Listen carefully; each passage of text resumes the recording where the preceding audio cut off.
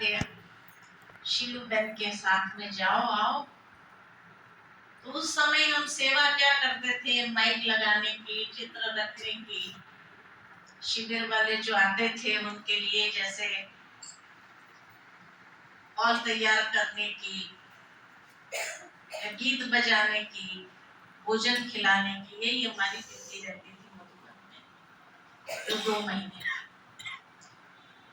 लेकिन जैसे ही 2 महीना पूरा होने को आ रहा था कि ग्रुप आया था बेंगलोर से जिसमें 25 साइंटिस्ट आए थे और उनकी शिविर करानी थी। तो शीलू बहन ने इंग्लिश में शिविर कराई। फिर क्योंकि उनकी ट्रेन का 1 दिन का फर्क पड़ता था तो 1 दिन उनको ज्यादा रुकना था और इधर हिंदी का ग्रुप आ गया शिविर के लिए। तो उस समय शीलू बहन ने मेरे को कहा आप इनको एक क्लास कराएंगे। तो मैंने बाबा की मुरली से ये धारणा अपनी पक्की किया था कि कभी मुझे ना नहीं करना है। ना माना नास्तिक, हाँ माना आस्तिक। तो मुझे नास्तिक कभी नहीं बनना है, मुझे हमेशा आस्तिक बनना है। तो मैंने हाँ किया। तब तक मैंने एक प्रदर्शनी भी किसी को समझाई नहीं और मैंने पूछा शीलू बहन को कितना, तो बोले सुबह जाना तुम 6:30 बजे और 8 बजे तक उसको समझाना, 1.5 घंटा। क्या बोलेंगे 1.5 घंटा? रात को मुझे करीबन 9 बजे प्रोग्राम दिया। अच्छा क्या बताएंगे, क्या बताना होगा? तो कहा काल चक्र समझाना, आत्मा परमात्मा ये सब लेसन तो हो गया, काल चक्र समझाना। अब ये साइंटिस्ट बैठे हैं और 5000 साल का चक्र समझाना इनको इतना बड़ा चैलेंज था। और मैंने तब तक कोई प्रदर्शनी भी नहीं समझाई, बोला ही नहीं है किसी के सामने। फिर मेरे को संकल्प आया कि सतयुग, त्रेता, द्वापर, कलयुग, अगर 5-5 मिनट में धीरे धीरे समझाया तो भी 20 मिनट में पूरा हो जाएगा। 1.5 घंटा क्या बोलेंगे, है ना? कोई खजाना ही नहीं था उस समय ज्ञान रत्नों का, जैसे आज बाबा ने कहा, क्या बोलेंगे। फिर मैंने सोचा कि थोड़ा लंबा कमेंट्री करा देंगे, तो भी 5 मिनट से ज्यादा तो मेरे पास मैटर है ही नहीं। 25 मिनट में सब कुछ खत्म हो जाएगा, 1 घंटा फिर क्या करेंगे। फिर मैं गई शीलू बहन के पास रात को 10 बजे। मैंने कहा दीदी अगर मेरा जल्दी पूरा हो गया तो क्या करना चाहिए? तो कहा त्रिमूर्ति ले लेना। मैं सोच में पड़ गई, ब्रह्मा विष्णु महेश, स्थापना पालना विनाश, उससे आगे तो मुझे कुछ आता ही नहीं। तो 3 मिनट में पूरा हो जाएगा। फिर मुझे नींद नहीं आई। तो रात को मैं लगभग 12-1 बजे तक यही कैलकुलेशन करती रही। फिर भी सोचा कि इससे ज्यादा मेरे पास कुछ नहीं है बोलने। फिर मैंने रात को 1 बजे मन में विचार आया, मैं जाऊंगी वहां और मैं कह दूंगी कि मुझे नहीं आता है और आपको जो करना है करो, घूमो फिरो और मैं वापस आ जाऊंगी। जैसे ये बात सोची कि उसी समय एक आवाज अंधेरे में सुनाई दिया, तुम्हें बाबा पर विश्वास है? मैंने कहा है। तो कहा छोड़ दो बाबा। मैंने कहा मैं छोड़ दूं लेकिन मुझे नींद तो आने का, नींद ही नहीं आ रही। जैसे ये संकल्प आया कि एक सेकंड में नींद आ गई, एक सेकंड भी नहीं लगी, सो गई। 3:30 बजे जब गीत बजा अमृत वेले का, उठी, स्नान पर गई और स्नान करके 4 बजे मैं रोज सुबह मुरली योग में जाती थी स्ट्रीम पर, और योग के बाद मैं सब्जी काटने जाती थी रोज। सेवा करना ये अंदर सोचा था, तो इसीलिए योग में जब बैठी हमेशा मेरा पहला नंबर होता था। तो जब मैं बाबा को ऐसे देखने लगी कि सुबह अमृत वेले बाबा टचिंग करता है, तो मैं बाबा को देखने लगी, बाबा आप तो सुबह अमृत वेला टचिंग करते हैं, मेरे को कुछ नहीं आता है, आप तो टचिंग भी नहीं कर रहे हैं।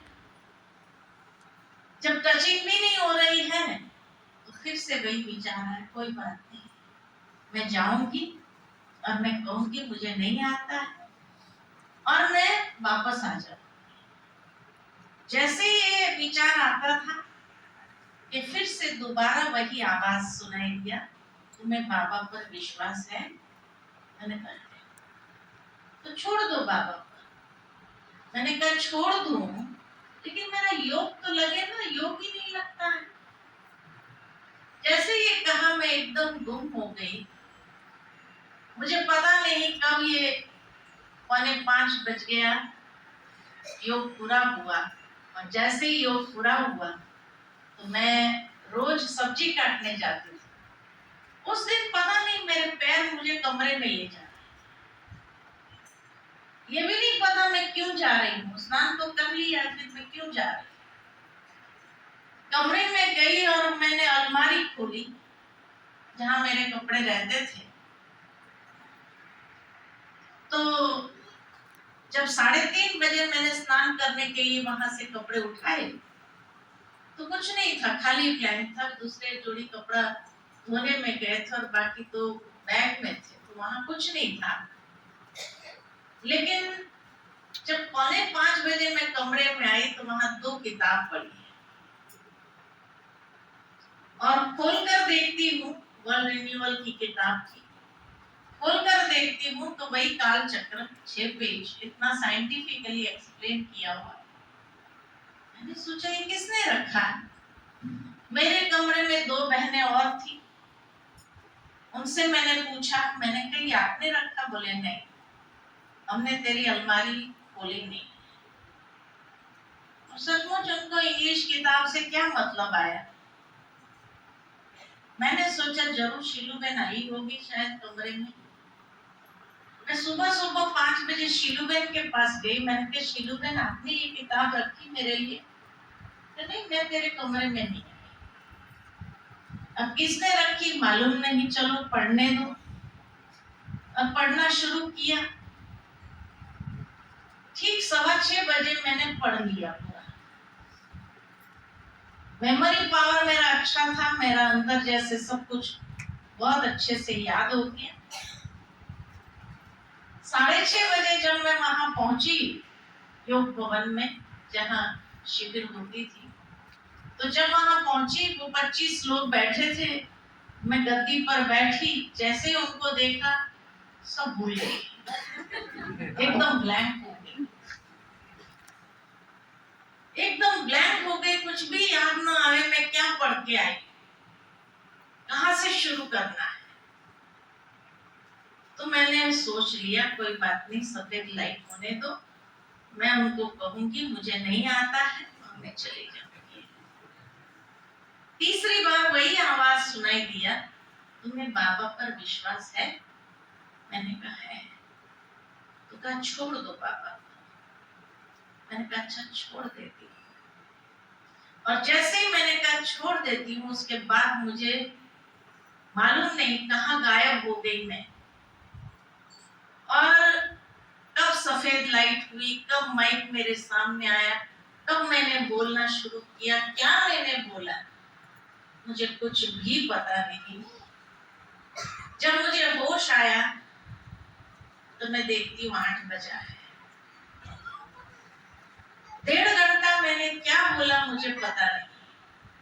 जो बाबा कई बार मुरली में कहते हैं कि बच्चा अगर बुद्धू होता है और सामने अगर अच्छे लोग बैठे होते तो बाबा अपना काम करके जाता है। ये मेरा पहला अनुभव था। और जैसे ही मैं वहां से उठी वो लोग मेरे पास आए और मुझे कहने लगे, आपने इतना साइंटिफिकली कैसे एक्सप्लेन किया? आप साइंस स्टूडेंट हो? मैंने कहा नहीं, मैं कॉमर्स स्टूडेंट। तो इतना साइंटिफिकली आपने कैसे एक्सप्लेन किया? और मुझे पता ही नहीं मैंने क्या एक्सप्लेन किया है। तो मैं बाबा कराता है करके निकल गई वहां से। मैंने कहा वहां खड़ी रहूंगी तो और प्रश्न पूछेंगे और मुझे मालूम ही नहीं मैंने क्या बोला है। तो मैं तुरंत मेरे को काम है करके चली गई और कमरे में सीधा आई देखने के लिए कि वो किताब में क्या लिखा है। फिर से पढ़ती। जब कमरे में आई किताब ढूंढ रही हूँ, किताब है ही नहीं। 5 बजे कहाँ से वो किताब आई?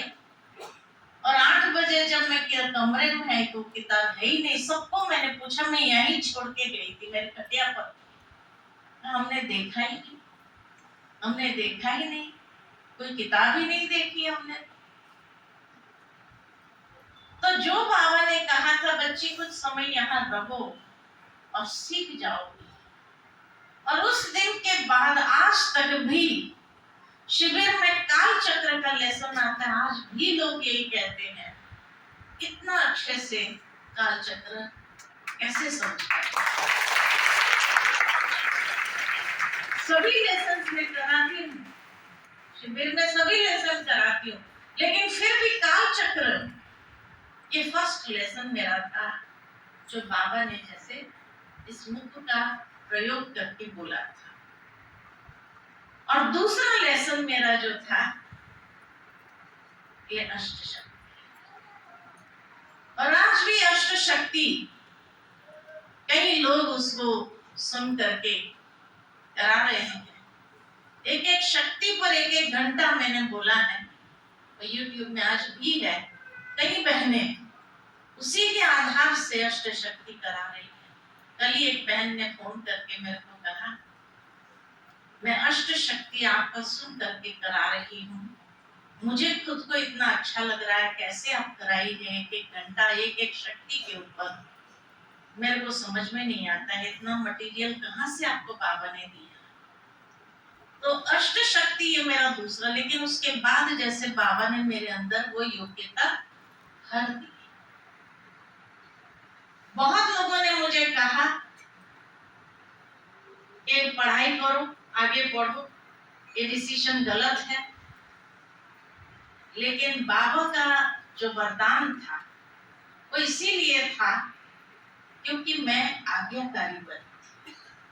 अगर उस समय मैं ये सोचती थी कि नहीं मैं पढ़ाई करने के बाद समर्पित होती हूँ, जब भगवान ने कह दिया समय कम है, गफलत मत करो, सेवा में लग जाओ, और उसके बाद भी अगर मैं ये सोचती थी कि अभी 12th ही किया है, चलो मैं थोड़ा पढ़ाई कर लूं और पढ़ करके आती हूँ, फिर समर्पित होती हूँ, सीए कर लूं, तो शायद मैं बाबा की बन नहीं पाती थी, या बाबा के द्वारा इस मुख को वरदान नहीं मिलता था।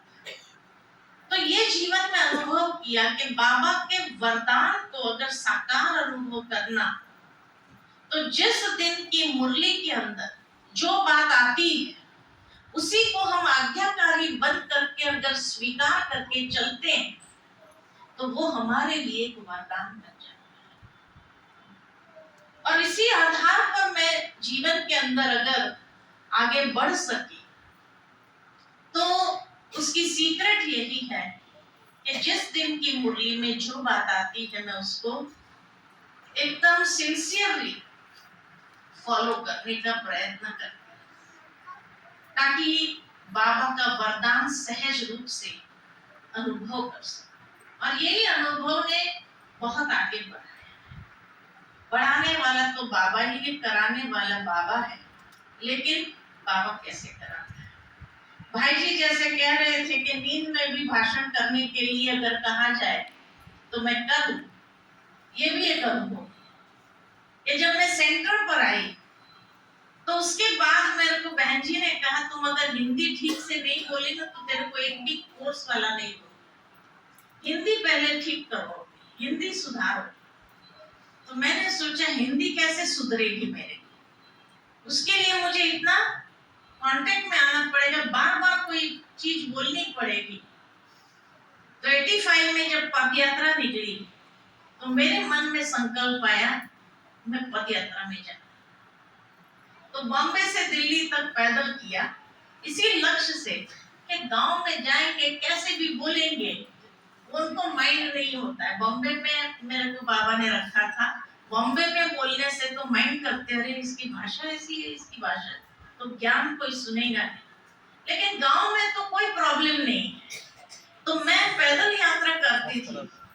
और मुझे याद आता है कि जब हम भुसावल पहुंचे तो उस दिन के पूरा दिन हम चले थे और इतना थक गए थे, शाम को हम भुसावल में एंट्री किया और कम से कम 35 जगह स्वागत रखा, 35 जगह पर गेट बनाकर स्वागत रखा। और महाराष्ट्र में जब स्वागत करते ना तो 3 तिलक इकट्ठा करते, एक तिलक नहीं करते।